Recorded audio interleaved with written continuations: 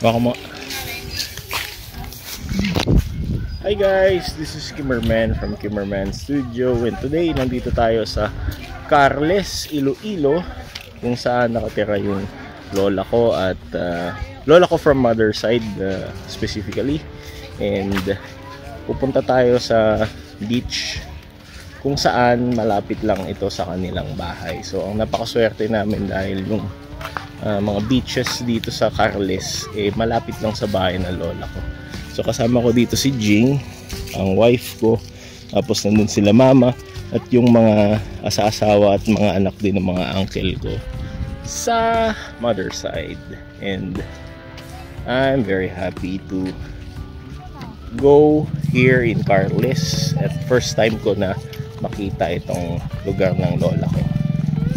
Kasi simula bata hindi pa ako nakapunta talaga dito. It's first time. Tama ba dito? Dito? Okay, dun daw. Dito daw ang way. Madadaanan muna natin yung mga palayan. Ayan, may mga tricycle, may mga motor. At ayan, on the way to the beaches. So makikita nyo dito yung mga palayan. Ang ganda-ganda, sarap tingnan. Sarap sa mata ng ganitong color green. Napaka refreshing sa mata. Very nice. And then yung wife ko, si Jing, naglalakad, yung asawa ko. Tapos ayan, may mga patataniman pa dyan na na palay. Hinahanda nila yung lupa na yan. Tapos nandito yung mga relatives natin. Ay, kaway-kaway kayo sa... Kaway-kaway kayo, kaway. Hello! Ayan, mga relatives natin from Carles, Iloilo. Ayan, shout out sa inyo. Ayan.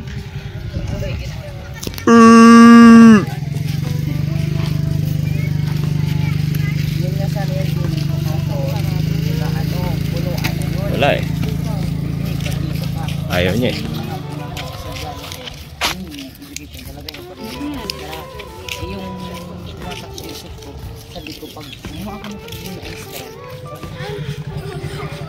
So we're on our way to Sitio Baybay. And dito daw sa kanan. So dito ibang lugar to. Barangay Balogo yan. So dito tayo sa Sitio Baybay. Papuntang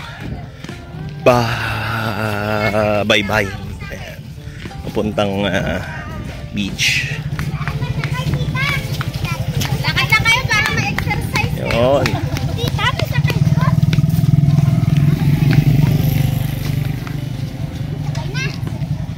Okay pa, kaya pa, kaya pa. Kaya pa? Kaya. Yun, kaya pa. So sabi dito, welcome to Francine. So former Christine Beach and Daihagan Pilar Capiz. Capiz pala tong part na to. Tapos ito, stop pay tax 2. Ayan, may tax. May bayad to? May bayad? Hindi, kung hindi dito, taga dito. Ay, mga ano daw.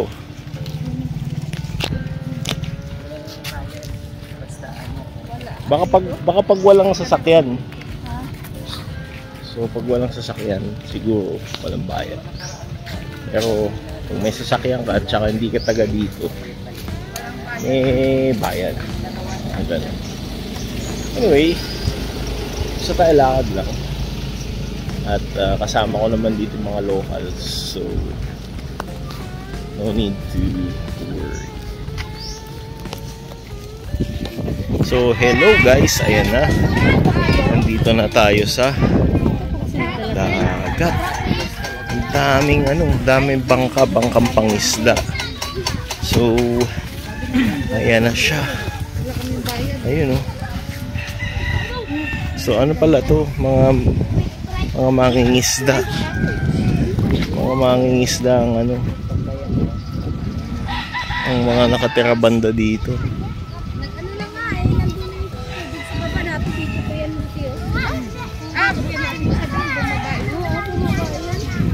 So malalim siya.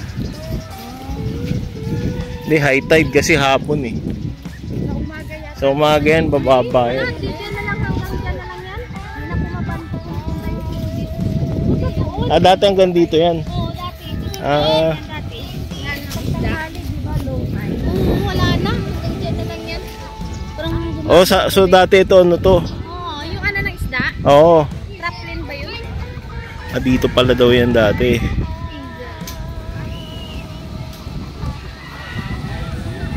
Oh, mataas ang alon, no?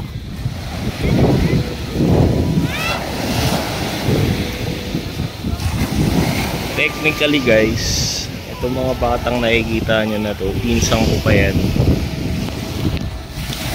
Mga pinsan ko pa yan. Sa mukha kong ito na mukha ng tatay, may pinsan pa ako mga bata. Kasi yung mga tito ko sa mother side, late nag-aasawa. Parang ako. So, dahil late nag-aasawa, tatarin yung mga pinsan ko. Dito na lang yung nanay ko, early nag-asawa or nag-anak sa akin. 22 years old siya. So, right now, nandito tayo sa beach. Medyo, parang malalim eh. Malakas ang alon. Siguro lakad-lakad na lang tayo.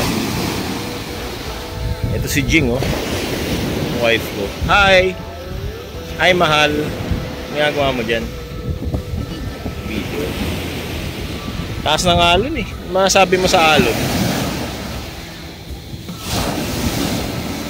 Basa akong basa tayo dito. Anyway, may batuhan pa daw dun, oh. Sabi nila. Ayan, meron pang batuhan dyan. Parang tambayan ni Jezebel. Mga sirena. Tapos, ito yung mga folks natin dito sa Carles. Hi guys! Hello! Makaway ka daw. Hello! Ayan, oh. Hi, guys! High tide eh. Lakas ng alon eh, oh.